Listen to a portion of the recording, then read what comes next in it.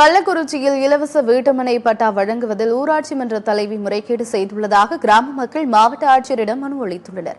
கள்ளக்குறிச்சி மாவட்டம் பிருத்விமங்கலம் பகுதியில் கடந்த 2003ஆம் ஆண்டு ஆதி திராவிடர் மற்றும் பிற்படுத்தப்பட்டோருக்கான இலவச வீட்டுமனை பட்டா 133 பேருக்கு ஒதுக்கப்பட்டுள்ளது. இதுகுறித்து பல முறை மனு அளித்தும் அப்பகுதி மக்களுக்கு இதுவரை இலவச வீட்டுமனை பட்டா வழங்கப்படவில்லை என்று கூறப்படுகிறது. மேலும் திமுக ஊராட்சி மன்ற தலைவர் அமுதா மற்றும் அவரது கணவர் தட்சிணாமூர்த்தி ஆகியோர் பணம் படைத்தவர்களுக்கு இலவச வீட்டுமனை பட்டாக்களை விற்றுள்ளதாக குற்றச்சாட்டு எழுந்துள்ளது. இது தொடர்பாக அப்பகுதியைச் சேர்ந்த 100க்கும் மேற்பட்ட கிராம மக்கள் மாவட்ட ஆட்சியரிடம் மனு அளித்துள்ளனர்.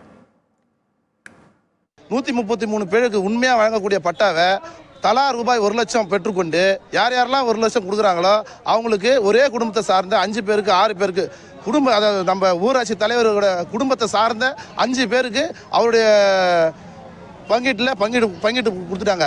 உண்மையாலுமே பாதிக்கப்பட்டு உரிமையாக கேட்கக்கூடிய ஒரு ஆளும் இன்னைக்கு எதுவுமே இல்லாமல் அனாதையாகவும் ஒருத்தவங்க குடிமைக்கு அடிப்படை வசதி இல்லாமல் இருக்கக்கூடிய குடும்பத்துக்கு இவங்க கொடுக்கல. எல்லாம் வசதி வாய்ப்பு இருக்கக்கூடிய குடும்பத்துக்கு 5 பேருக்கும் 6 பேருக்கும் 10 பேர் 11 பேர் ஒரே குடும்பம் சேர்ந்து கொடுத்துருக்காங்க. இந்த பூர்வீக குடியாக இருக்கக்கூடிய இந்த மக்களுக்கு எதுவுமே எந்த விதமான உதவியும் இல்லாமல் தவிக்கிற மக்களுக்கு இவங்க எந்த நடவடிக்கையும் எடுக்கல.